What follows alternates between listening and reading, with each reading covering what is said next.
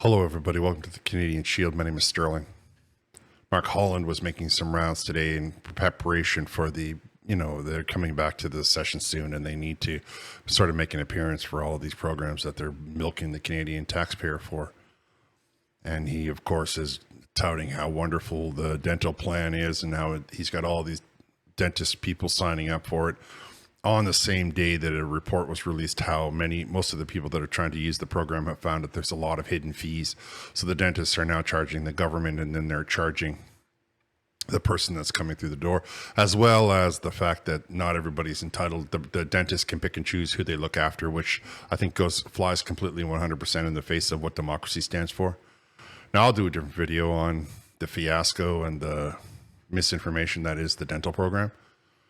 This video is about free speech and how the Conservative Party is being accused of using bots, and the Liberals and the media that are in their pocket and the big business that's in their pocket are trying to utilize it as an excuse to limit your freedom so that you can get 15 weeks, like in Britain, 15 weeks, so that you can have, can't say a mean tweet, or else you get 4 months in prison.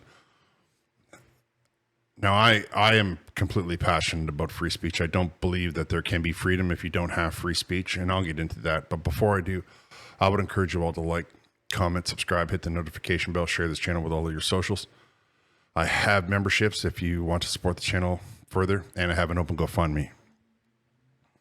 The billionaire media company asked Mark Holland a question about an unrelated question. He's there talking about dental, and they're asking him about bots that nobody cares about. Right. They were really hoping that by now there would be they're always looking for this, this online grassroots stuff, but nobody believes that the Conservatives put the bots out there.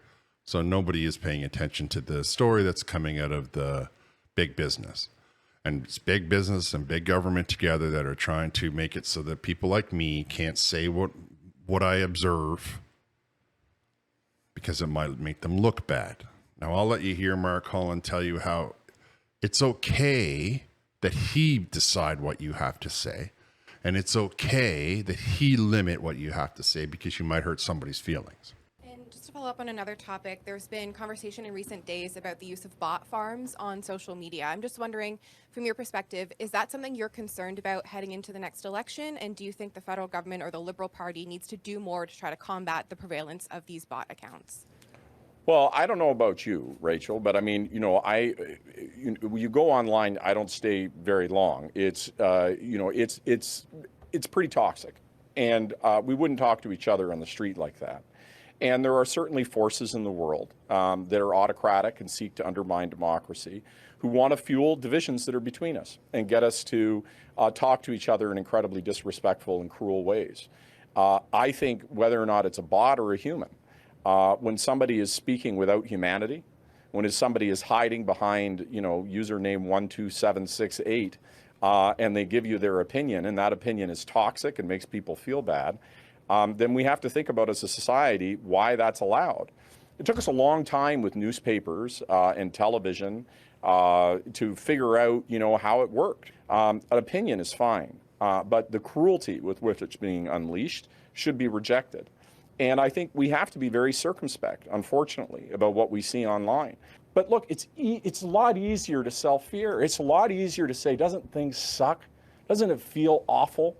And just to wallow in that. And that's what Pierre Poilievre offers.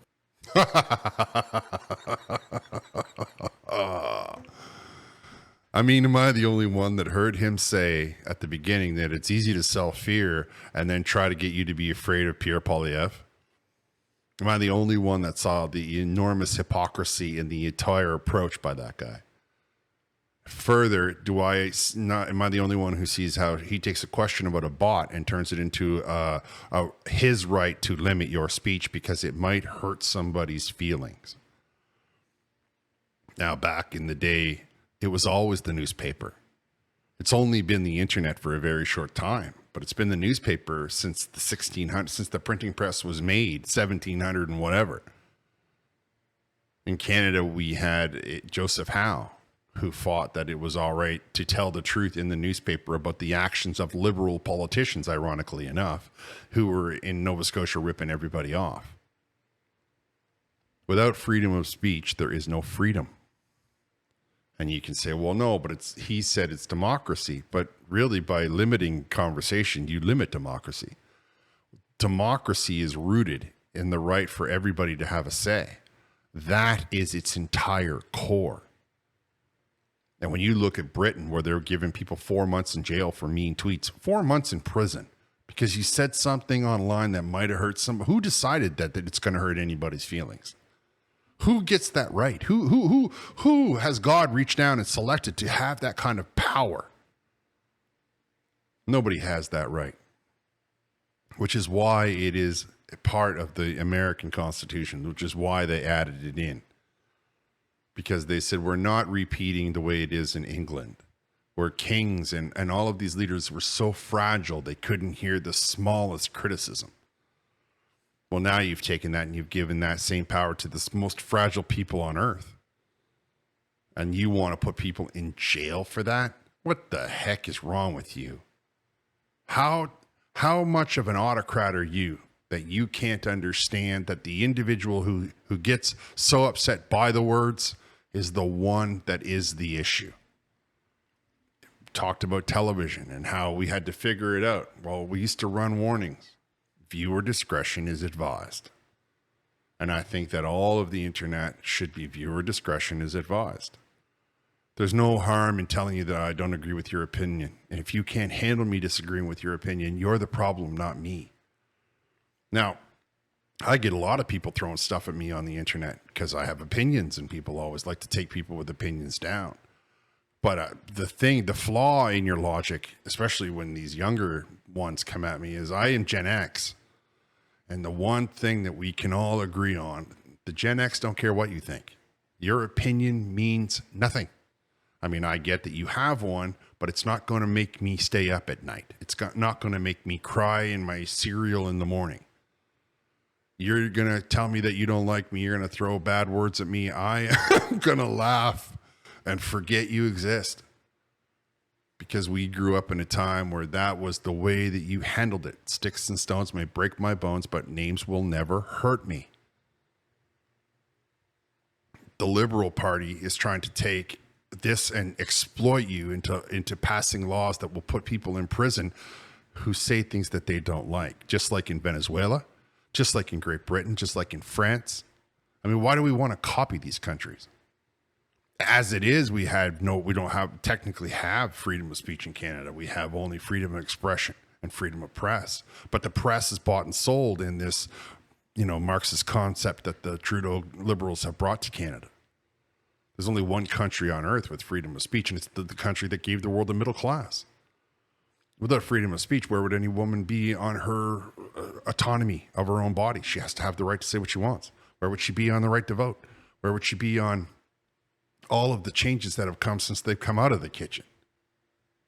Freedom of speech is the only measure of freedom there is. You don't have to have many things, but you must have the right to say your opinion. Think of all the times your parents shut you down because they didn't like what you had to say, but you went to bed knowing full well that what you said was appropriate.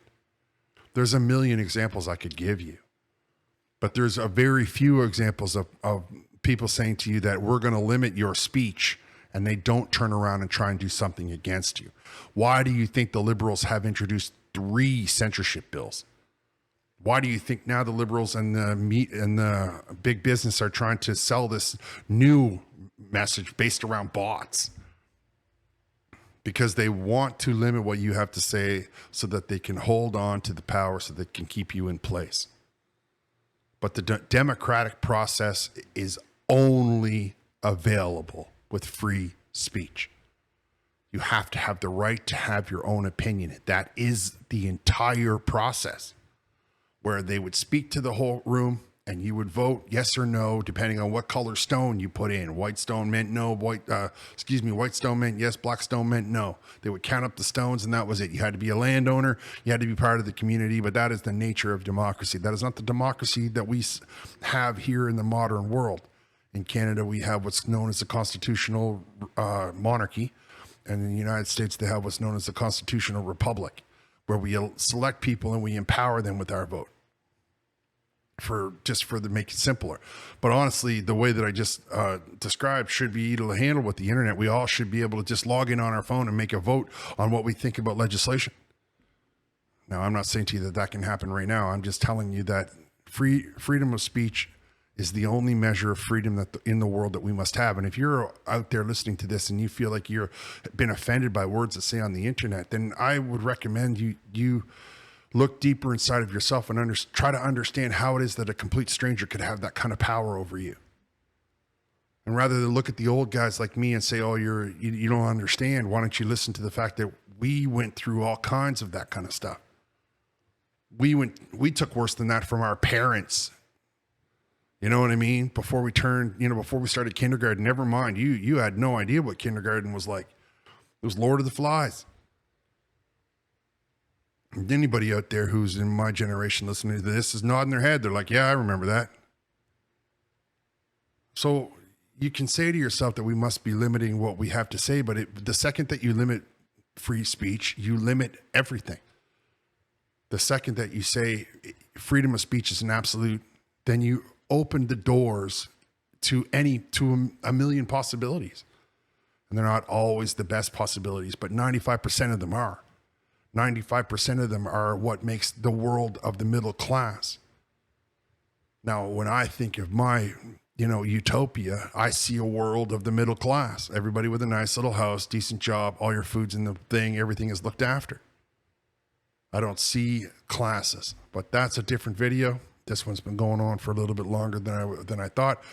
You'll have to tie that up to the fact that I'm very passionate about freedom of speech. I always have been, and that will not change. And I certainly will not, I will vote against Bill 63, C11, C18. I do not see the necessity of them. I do not see the importance of them. And I'll cover that more. I was going to wait until the fall to get into my passion for freedom of speech, but the Liberals have kickstarted the process with this, trying to pervert the bot story and what's going on in Britain, where they're throwing people in prison and they're keeping the courts open 24 hours a day, like we're living in communist China or something. Anyway, I'm getting wired up, so I'm going to wrap here. I want to thank you for listening. I'll talk to you next time.